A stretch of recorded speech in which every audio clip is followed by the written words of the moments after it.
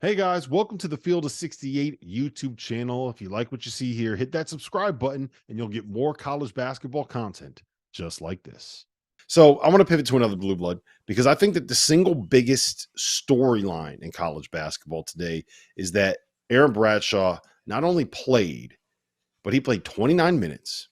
He had 17 points, 11 boards, and 3 blocks. And while they beat Penn, which is, it's Penn. Okay, I get it. Hey, no, That's no, no, still no. Penn beat Villanova now. Penn beat Villanova. I know they beat everybody in the city of Philadelphia beat Villanova this season. But 17 points, 11 boards, 3 assists in 29 minutes. Like, what does he do, Tio? What does he do for this Kentucky team when he is going to be he had a 3-2. Like, when he can be this guy, what does that give Kentucky?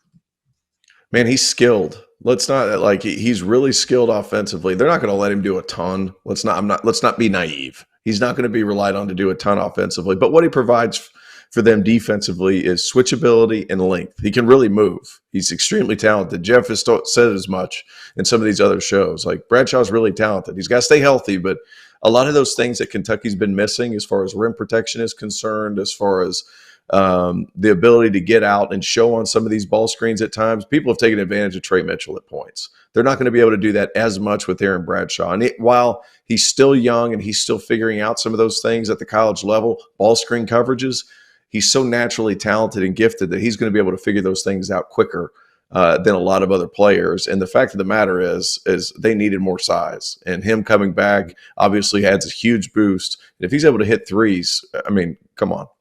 He was arguably their most touted or most highly touted player coming in. That's with Dillingham, Wagner, Reed, everybody. And that's one of the things that, they've lacked is an athletic five. And Calipari's best teams have had an athletic five. Goodman, are you worried about the fact? I'm going to throw some numbers at you. Ado Thoreau, 15 minutes tonight. Justin Edwards, 14 minutes tonight. Trey Mitchell, 36 minutes. Aaron Bradshaw, 29 minutes. Is this the end of the Kentucky small ball revolution? Are we going to see two bigs for Kentucky from now until the end of time? No, I don't think we're going to see two bigs.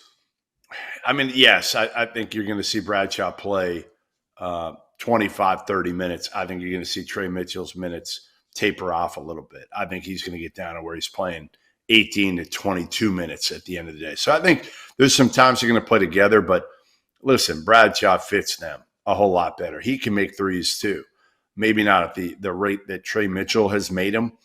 Trey Mitchell's obviously a fifth-year guy. He's been around a long, long time in college basketball. But Bradshaw's ceiling and what he does for Kentucky's ceiling is completely different because he gives you some rim protection. Trey Mitchell doesn't. He can make up for other guys' mistakes. He can make up for his own mistakes, right, on the perimeter because of the way he can make up ground defensively.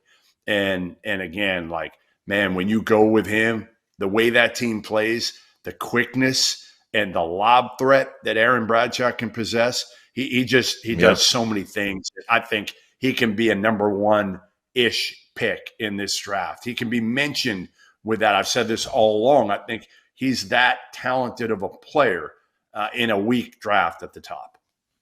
Yeah, and I do think that it helps being able to have a little bit more lineup versatility and lineup flexibility, right? Like, you don't want to play two big guys together for 40 minutes, but if you need to use it for 15 minutes a game, and in some matchups you got to use it for 35 because you're going up against a team that you just need it, it's nice to be able to have that dice throw. And if you go 8 deep with a bunch of guys that can do different things, all of whom are good, which is what I think Kentucky has, Terrence, I think that is a very good situation to be in. Hey, can I throw this out there? And if I couldn't have been a bigger Reed Shepherd fan, he comes off the bench today. Wagner gets back. He doesn't complain. He still freaking produces. And not a ton like he's been producing lately. Just he still produces. He ends up with 27 minutes, understands he's not going to get all the shots. 2 for 4 from the field, 1 for 3, 1 for 2 from the line. Ends up with 6 points, 5 boards, 3 assists, 3 steals, 0 turnovers, and a block.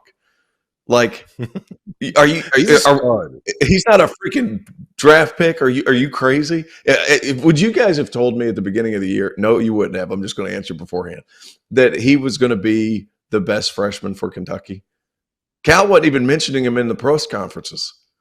Like, in the fact of the matter, he just keeps doing stuff. Listen, remember when we saw him? We saw him, what, 2 summers ago, and we were like, or after his sophomore year, and we were like, hey, we like him, but we're not sure if he's really good enough. And then, Tio, you were the first one to jump in the bandwagon after his junior summer when we saw him in Rock Hill, right? We see him in Rock Hill. Yeah, I think it was after his junior year. We saw him first in Birmingham, and then the following year in Rock Hill. Yeah, you were like, he's really growing on me, and I'm like, you know what? Yeah, he's really growing on me too. And even Dauster got on board. You know, it took a while, but he finally got on board. But the kid played for a team that moved the basketball. He moves it. He makes all the right plays. And for this Kentucky team, man, is that important. Mm-hmm. Yep. And when you watched him too, he would never make the blatantly wrong play. And then even when he did make a wrong play, he would fix it. Like the kid, I mean, he's so solid. Sam Vecini, would Sam have him in the top 10?